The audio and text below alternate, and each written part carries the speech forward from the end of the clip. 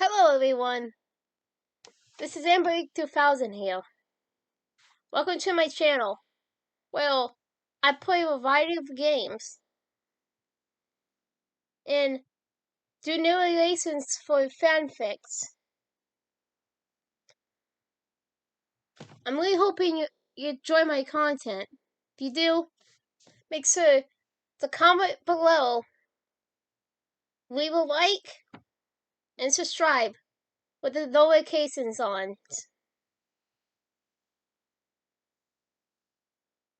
Right, so next time, this is AmberAnkNA. Welcome to my channel. So, hi. Transect, Chapter 21. A crack in everything. Suddenly, time slowed to a silvery crawl. Out of the corner of her eye, Dust noticed a mirror floating around her head, hanging dust behind her. The destroyer unveiled his rotting face and stared into the vacant, hollow eye holes. The entity took in an extended breath, pulling energy into inside himself, waiting for one final blow that would bring the battle to its ultimate conclusion. Dust lowered her eyelids and Senpai adjusted. She was not afraid. She experienced the light touch of a breeze on her shin and the soft blaze of grass beneath her palms. She breathed in through her nostrils and felt the cold trails of air passing through her nose, down her throat, and into her lungs. Her other senses were heightened as well, as she could hear perky whistles of wind whistling through her own hair and all around her. In the distance, she noticed heavy footsteps, grass and leaves crunched beneath someone's shoes. They were running towards her from the left side with great speed. Though seemingly slow, she would leave the Phil's Pool's presence in her vanity. Among the piles of dead, she hadn't been certain if her favorite person had made it or not, though she worried she was the only one left. And if that were the case, she didn't have anything left to fight her for. Then, as if waking from a dream, she realized Paul wasn't the only one there. Calmly, she opened her eyes and peered to her left in the opposite direction from her future wife. A bright green and white current of electric energy wrinkly beamed between Max and Chloe, turning their life forces together. They were linked in the middle and looked like golden goddesses from Dust's location. Max had her arm extended outward, both palms facing the destroyer's direction. She was somehow controlling the pace of things, even in a space where time did not exist. Dance! She heard Paul scream, "Fight!" Des understood that she only had a brief window of opportunity. Despite feeling like a part of her had been ripped from her heart after Tabathia was killed and her essence was disturbed into the destroyer, she was ready to go one-on-one with the evil entity before her. It dawned on the red-braided bond that she could still feel Tabathia's link inside herself. At first, it was puzzling. She watched the girl die horrorously. The pain that whipped through her soul at that moment was nearly overwhelming. "Dance!" Paul cried out. "Paul, my love!" Des responded, "I don't know how to beat him. Got any ideas?" Master Desolation power didn't seem to affect Des, Paul, Mass, or Chloe the same way it did the destroyer. Though everything still appeared to be happening in slow motion. Paul hurriedly hollered back, "Yes! When I was healing, I caught a glimpse of his essence. There was a small crack inside of him. That must be his weak spot." Jess looked over at her moms, who was straining to keep their grip on the desolation. She didn't know how long they could hold out, so she made a choice. She considered the circumstances, remembering the things she learned from Tabania through Tabathia. "There's a crack in everything. That's the key." Jess closed her eyes again and twisted her body around, facing the destroyer. She searched her own essence for the link between herself and Tabathia, startling her heart in the warmth, her nesses being absorbed into the entity. Tabathia's spirit was somewhere inside. As the two connected, Jess found herself on a solid cliff, staring directly into an endless abyss of dreadful evil. She shivered at the intense despair of the moment, as the abyss sailed back into her soul. All at once, her strained necessities memories flooded inside of Jess. She saw Tabania and Tabathia in the past making plans, and she could feel Tabathia's escalating loneliness as the girl had to keep a special secret all to herself, not even telling her wife. Jess instantly knew all that Tabathia was hiding. Instead of feeling sad and drawing into herself, the red-braided blonde promptly felt a sense of evaluating chores. Directly in front of her, she noticed a fixture in the destroyer's essence. With decisive force, Jess shoved her fingers inside, whipping at the spot. Moles of anger worn out from all around her. As she continued to till the crack, lake filled the once gloomy abyss in bars like tiny lighthouse beams. Whip by whip, more and more light spilled through.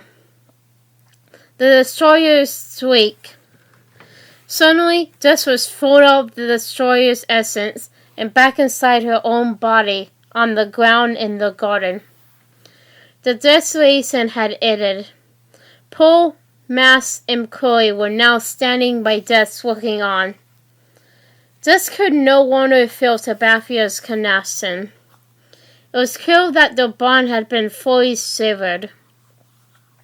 But not before the redhead's essence allowed Jess to get inside, fulfilling her purpose. Jess wanted to cry.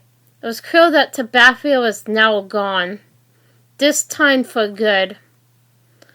The destroyer frankly crawled and strapped at his body, and sparks will beams of light burst through. Each time Jess had turned up the crack, she opened glimpses that allowed light inside. She persuaded the thick layer of evil that coated the destroyer's spirit. From her location, it appeared like he was burning from the inside outward. In his desperate attempt to salvage the battle, the destroyer bitterly waved his arms, summoning a myriad more beasts that surrounded Jess, Paul, Mass, and Chloe. There were at least 3 times as many Grasshopper beasts as there were at the beginning of the battle. "Shit!" Chloe blurted. The destroyer turned and pushed through the crowd of beasts toward the sacred ground, disappearing down the path. The beasts surrounded the 4 women on all sides, and they were closing in fast. "What do we do?"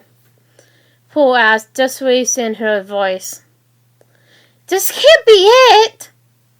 Suddenly, a faster light pierced the current between the garden and some other realm on the adjacent hillside. A statuette woman riding a hearse came bursting through. She wore a crimson cape around her shoulders, fastened with golden cuffs.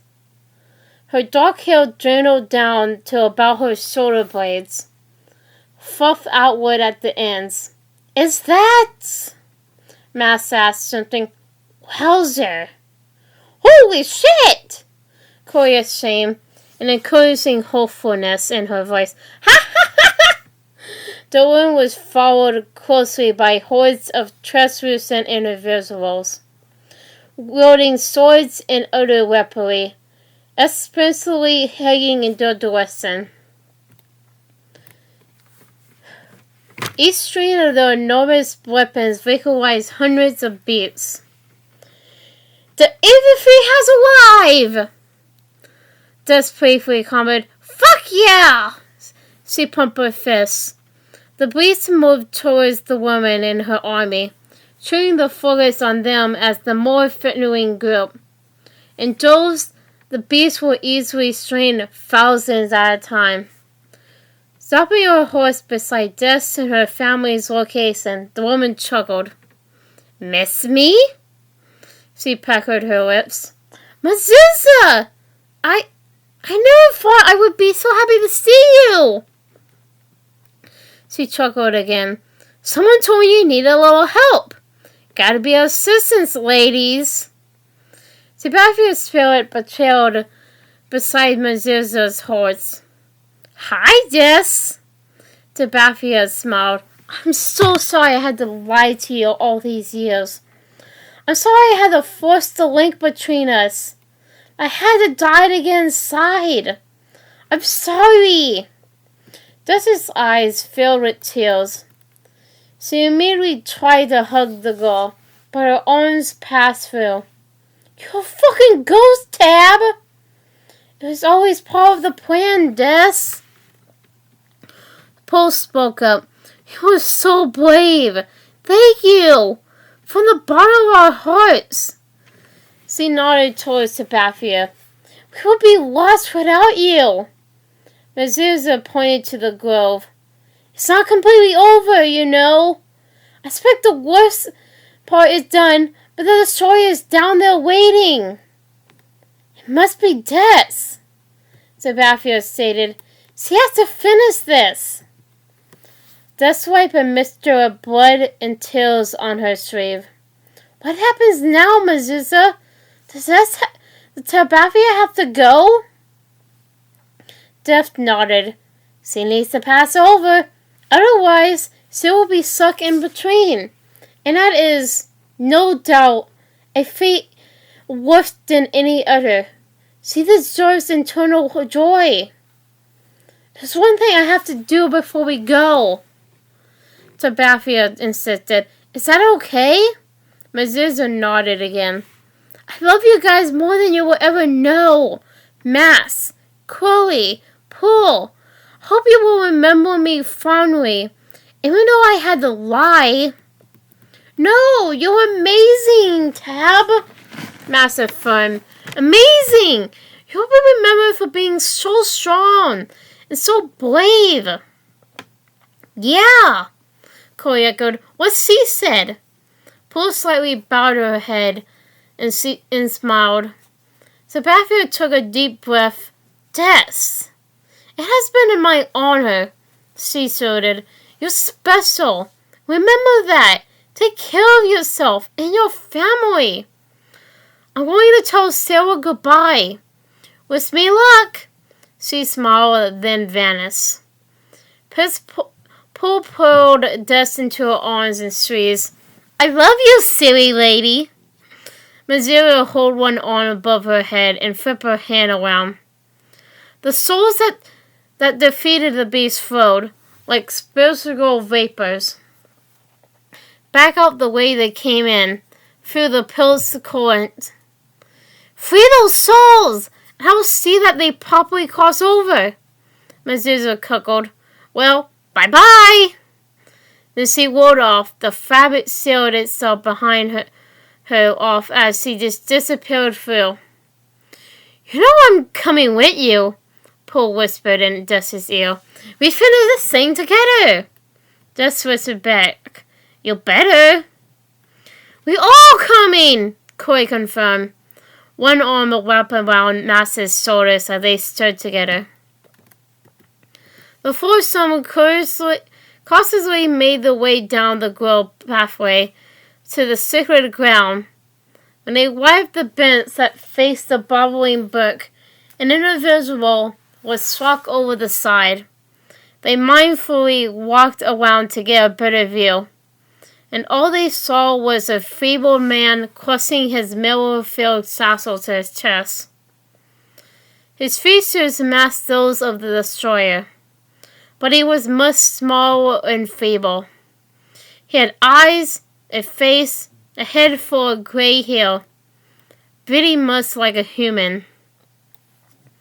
Without darkness, there could be no light, no love without hatred. The man struggled to get a breath in. How do you know joy without pain? The woman stood there, watching as the man seemed to be aspiring before their eyes. I need that satchel, gasped Mason. You have a lot of things that do not belong to you. She grabbed the strap and removed it from the man's shoulders. He attempted to hold on, but his strength was depleted. Dash snatched the bag and untied the twine. Several dozen mirrors came around as the satchel loosened. One by one, she flipped through the items, looking for one specifically. Finally, she stopped on the one with two pairs of frozen eyes looking out. Pull, Des suddenly said. Your parents! She handed the mirror to her partner and gave her a side hug. Mom! Dad! Paul sniffled. I'm sorry I couldn't save you. Drax squeezed her soulmate tightly. Thank you, Paul continued, for everything. I promise I will make you proud for the rest of my life. She kissed her fingertips and timidly ran her hand over the smooth grass. Paul focused her power, locating the enemy coils within the mirrors she was holding. They were splintered, sublimated, and harshly rearranged in ways that were way too compact to attempt fencing. Rather than working on any sort of reconnection, she simply unplugged the remaining ties. Immediately, her parents' eyes faded, and the mirror covered to dust in her hand. Paul's eyes filled with tears. Dust squeezed again, then located another mirror. Let's finish this. One by one, Paul released the souls from the mirrors, destroying the small glass pieces in the process. Once the final soul was released, the man on the bench reacted similarly to the mirrors. He crumbled to dust and was scattered on the breeze.